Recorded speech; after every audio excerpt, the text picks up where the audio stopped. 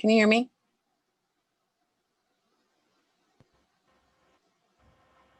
And I'm going live. As soon as this goes live on YouTube, I'll mute it, and then we'll get to about some things. Because I was watching Dr. Jordan Peterson today talk about the twins, Cain and Abel, and the murderous intent they have for each other. And the twins are a recurring idea throughout paganism, but they're not murderous, not directly opposed to each other.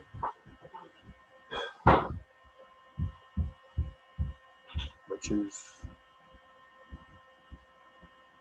probably one of the things that's fucking up our world. So I'll offer a solution to how to fix it up.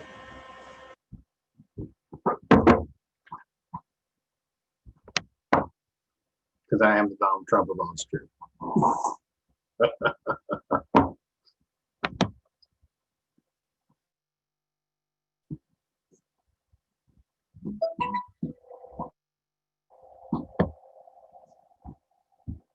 Is it? Oh shit! But it might not be able to go live on YouTube, so I'll stop that. How's that? Is that better? Yeah, it won't do two of them at once.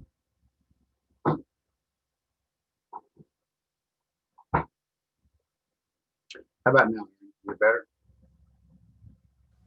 Yeah, that's better. All right, good.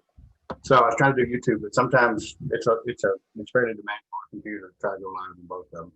So we're going to start with a discussion on, like I was saying, we're watching Dr. Jordan Peterson today. He's got a interview on there on a YouTube channel called Rebel Wisdom. If you haven't seen it, I highly recommend that you check it out. It's got some real important insights on incorporating shadow in yourself, incorporating the logos. But he begins to discuss certain ideas about this idea of the twins and your foundational concept of Christianity and Judaism is that these first two are diametrically opposed. As man developed his mammalian characteristics, he began to operate in his environment, and then he began to develop an idea as to how to operate the environment, right? Now, as it manifests in monotheism, Cain and Abel are diametrically opposed to each other.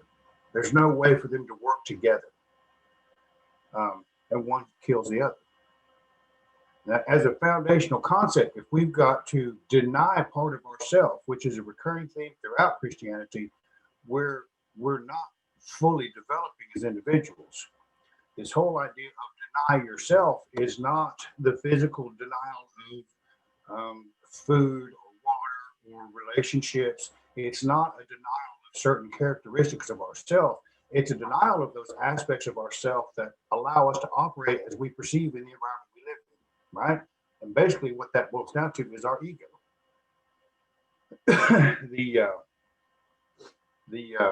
Even the Buddhists kind of had that figured out, but the Chinese character for Buddha literally means no man. It's a denial of the creation that we make in our own mind about how great we are in the world that we live in without fully incorporating ourselves into that world. Now, the other aspect of that, when you really get down to it, is the second part of that is really kind of an Achilles heel throughout Christianity is the idea of the false idol. Don't worship false idols.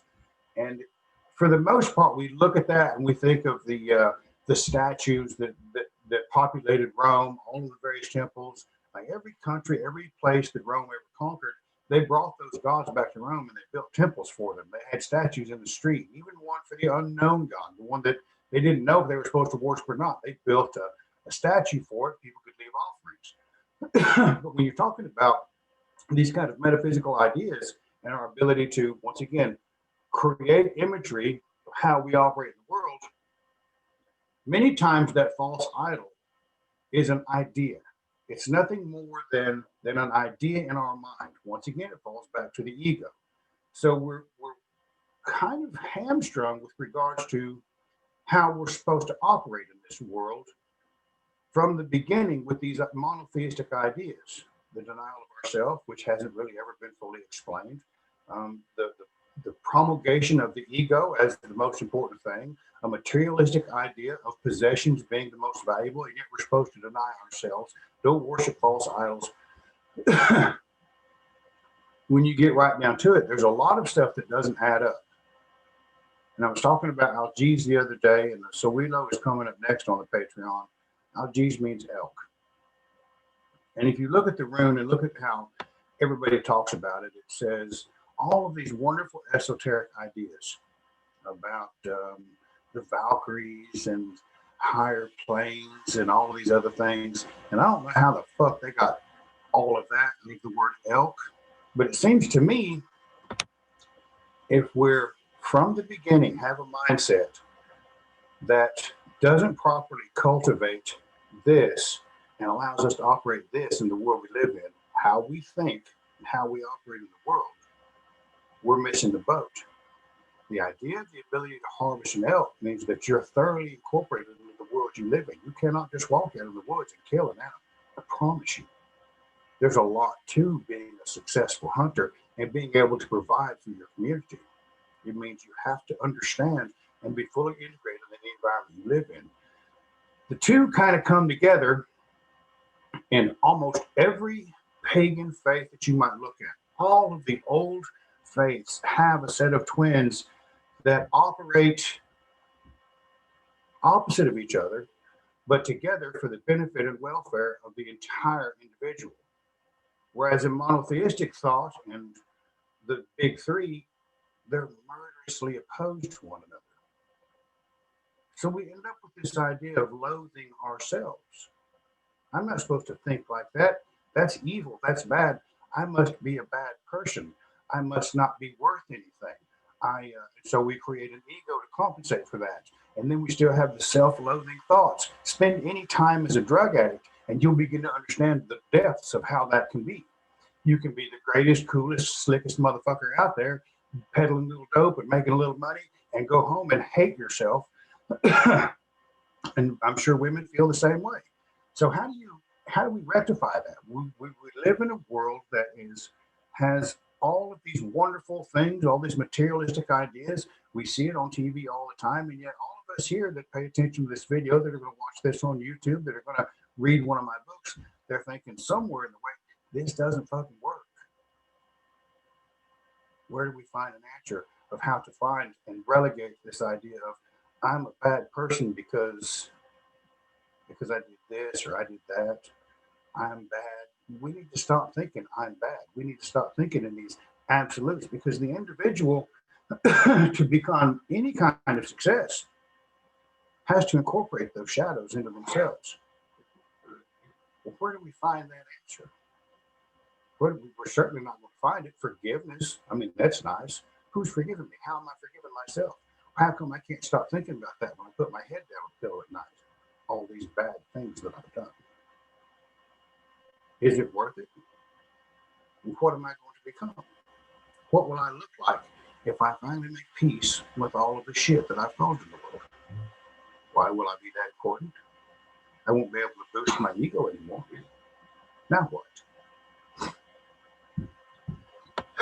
One other thing he talks about, and they do all kind of tie together, is the appeal of Isis. So we have all of this potential here to rectify this great dichotomy of false thought within ourselves, the self-loathing, the greatness of our own egos, the inability to find some kind of peace in our own hearts and minds. And along come these ancient ideas. He was talking about the success of the ISIS recruiting tool. And at first I was puzzled. The success of the ISIS recruiting tool. Well, if you're a 17, 18-year-old kid, as he said, and these are not my thoughts, these are his. You're a 17 or 18-year-old kid, and you have this foundational concept of a faith that has you hating yourself, the murderously opposed twins in your faith are willing to kill each other so one can be more successful than the other. And all of a sudden somebody comes along and starts talking to your faith. You need to go be a warrior in the desert, a great warrior in the desert, to fight for the very survival of your culture and your civilization. Why the hero's journey beckons. You want to stalk shells in the local supermarket, or do you want to go out there and make a name for yourself and be a hero? Everybody feels that. Everybody wants to feel something more.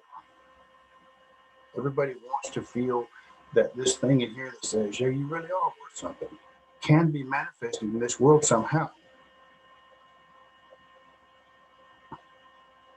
When you look at also true, if you look through all of these things, I've said it many times in the past, you have all of these people that say, well, the white man is really a victim. He just didn't know it. There's this group over here, this group over here, and we've got to stand up to it. And everybody's going to keep us down until the oppressor becomes the tyrannical ruler, like Black Lives Matter or Antifa. And yet we're not rectifying the foundations of our faith to encourage the kind of thought necessary to stand up and become well-rounded, solid, powerful, loving individuals who are the culmination of mammalian evolution on this planet. There is no other, as far as we know, more capable type of mammalian species on this planet. And the best we can come up with is the murder of hundreds of millions of our fellow men in the 20th century alone. That's what we've come up with. That's the best thinking we've got. So we've got to step back and take a real powerful look at what does this journey entail? Do we need to stand up and buy into this bill of goods that we're fighting for the survival of our white race? Bullshit. Nothing could be further from the truth. You want it to survive. You want to become something powerful. You need to figure out exactly who you are. And many of us have no clue who we are, where we come from, and what we might ever become. Where can we find an answer to that? Where can we find something that will allow us to incorporate into ourselves the idea that, you know what, I really am okay? Because that's where we got to start. We cannot neatly sidestep the hard work of personal growth to buy into great, gigantic civil and societal actions to give our idea, to make us feel like we're important, or to give us a cause to believe in, which seems to be the predominant thought process across the majority of the world at this point in time. Doubt me? Watch the evening fucking news. Everybody wants to buy into, I don't care if it's climate change or Black Lives Matter or Antifa or socialist Democrats or communists or your fascists or your far right or your rednecks or your Middle Eastern peoples or Muslims. Buy into the gigantic societal action so I can be great and I'll never have to really do the work of becoming what I'm supposed to become. This is a very dangerous proposition for the entirety of the world. Carl Jung pointed out quite clearly that the greatest evil that threatens this planet right now is man himself, because we do not understand the psyche. The very livelihood, the entire ability of the world itself to exist hangs by the thread of our psyche. And we don't understand it. And we're not willing to understand it, except for the fact that somewhere along the way, these gods threw us a lifeline. And about 5 people in the late 1960s decided, hey, I'm going to look at these ancient pagan gods and see what they have to offer. What do they have to offer? Well, let's start by Frey. How should one paraphrase Frey? Thus by calling him son of Njord, brother of Freya, and also god of the Vanir, kinsman of the Vanir and Nové, and god of the fertile season, and the god of wealth gifts. Thus saying Egil Skallagrimsson. For that Gropjord in goods and gear, Frey and Njord have fairly blessed. Frey is called adversary of Beli, when the earl's foe wished to inhabit the outer bounds of Beli's hater. Here he is the possessor of Skinbladnir, and of that boar which is called Gold Bristle. Even it is told here, Ivaldi's offspring in ancient days went to shape Skinbladnir, foremost of ships, fairly for Frey, choicely for Njord's child. The idea that this god of the sea has a son, that together they bestow wealth and great gifts upon men in this world, that he might sail the seas of his father's domain. in the best fashion is something we all need to be looking at. Are we going to be able to sail the seas of our Father's domains in the greatest fashion? Well, how do you achieve it? He's got a sister, right? So here we have the twins, Frey and Freya. Now, who is Freya? We've got to pay attention to this too. This god of the Vanir, this Lord of Alfheim, this god of light, this ability to offer gifts and everything else that comes from Freya, this bright, shining god of the solar deity that married the northern lights and Gerda, has a sister who is something else. She also offers some great things. But she offers something not really of this world. She controls those ideas that shape the lives of men most effectively and most powerfully, and that is love, but also death. How should one paraphrase Freya? Thus also by calling her the daughter of Njord, sister of Frey, wife of Oder, mother of Nos, whose name is treasure, possessor of the slain, of Sessrumnir, of the Gib cats, and of the Brisingamen. Now, I've said many times that the sun-facing goddess Hel has access to the accumulated knowledge of all of the dead that have passed through for all the 9 realms, not just one, all of them. She has access to that. She guides Balder and Andor through that realm so they may gather that knowledge in this shadowy world, most likely governed by a black sun, which is something I'm going to be exploring. But here we have Freya. She is also a possessor of the flame. And she also possesses this thing called the Brisingamen. Now, there is a school of thought that suggests that the Brisingamen gem represents the fires of human intellect. So this goddess of love is also something of a goddess of death. She is also the lady of the Vanir. She is the goddess beautiful in tears and the goddess of love. So we have these twins, and they are somewhat opposite. One is light, and one has something of a dark aspect to her, but they're not murderously opposed to one another. Both of them, a masculine and a feminine, have these benefits and attributes in their worship that incorporate the entirety of a person. The dark and the light, the love and the hate, life and death. To be able to sail the seas of their father's domain, to be in possession of the fires of the human intellect, to be in possession of love. Now, throughout pagan ideas, you'll find twins like that. And they work together for the benefit of men and women that decide to follow them. Because the individuals, once you incorporate yourself into the world you live in, such as was such a powerful idea of Joseph Campbell's, and then you begin to incorporate your full self into who you are without minus the great egos that we like to cultivate, and without the great pain we like to carry around as baggage. There's a depth of spirituality that emerges from that we have the ability to grab a hold of today. And it could not come at a more important time. With the entirety of the world subscribing to the schools of thought that they do, the danger lurks literally around every corner. Well, what are we supposed to do about it? Yes, we need to be fully incorporated. We need to be loving and caring and kind to those about us, our friends, our family, those folk that are close, our allies. And for our enemies, most especially so. We can no longer afford to sacrifice individuals because they're not a part of the inner clique anymore. It's just not going to work. It's not going to be of any benefit to anybody.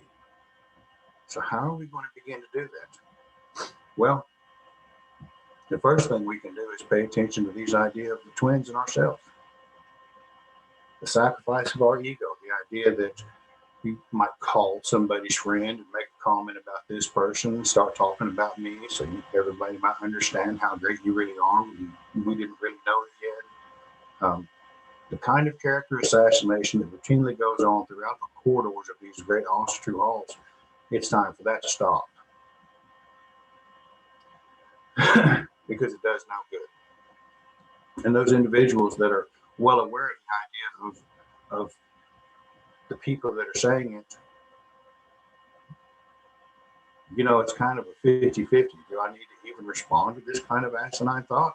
Or should I go ahead and just cut loose with both barrels?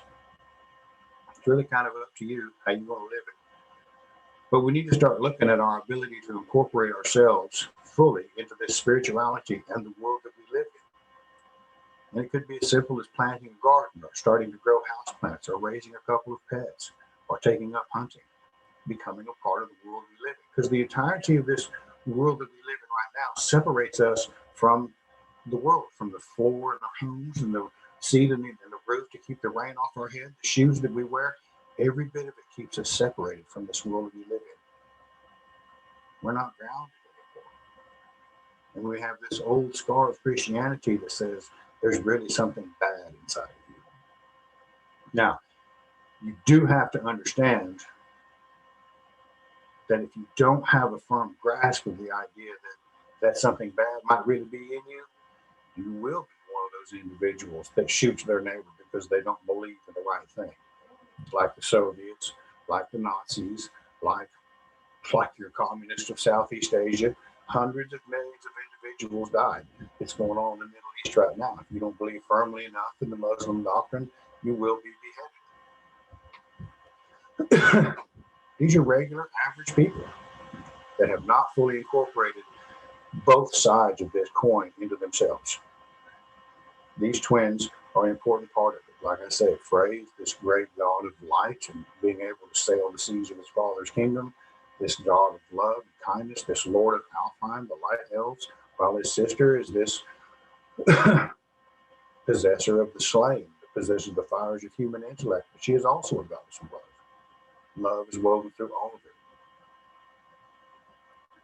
it. I think it's time we start taking a look at some of that and understanding the value of it in our own lives.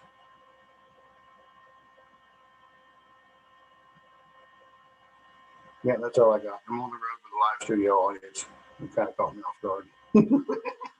Anybody got any questions? No? Okay, good deal. Tomorrow's Monday. Let's go out there and grab life by the nose and whip its ass. Good night, Brian. Good night.